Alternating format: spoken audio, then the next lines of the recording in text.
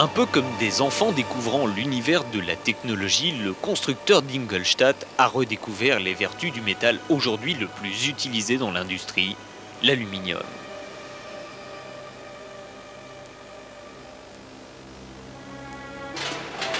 On ne vante plus aujourd'hui les qualités de l'aluminium. Il est inaltérable, léger et recyclable presque à l'infini. La nouveauté, c'est qu'Audi et une société américaine, l'Aluminium Company of America, de Pittsburgh en Pennsylvanie, ont développé des alliages et des procédés de fabrication facilement applicables à l'automobile.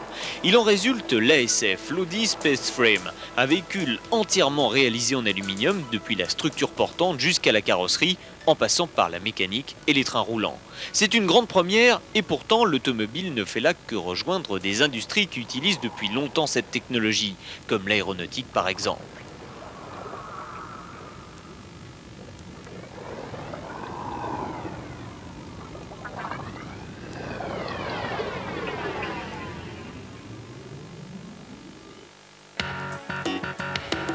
L'ASF est donc un cas à part dans notre univers automobile. À l'inverse des autres voitures qui ne cessent de s'alourdir pour offrir plus de confort et de sécurité, cette nouvelle Audi, elle, s'allège. Comparable tant au niveau performance que confort à l'actuelle V8, elle affichera 200 à 300 kg de moins sur la balance.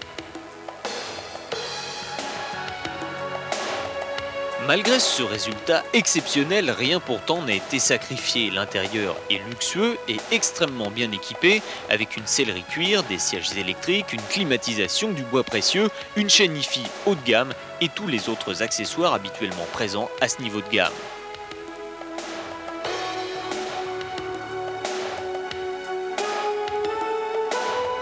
L'avant-garde, on la retrouve également sous le capot. La mécanique est en effet un V8 tout en aluminium qui fonctionne, et oui, au gasoil. Ce 3,4 litres turbo compressé à injection directe développe la bagatelle de 200 chevaux et entraîne cette grosse limousine à plus de 200 km/h en ne consommant que 4,7 litres à 90, 6,2 litres à 120 et 8,4 litres en cycle urbain.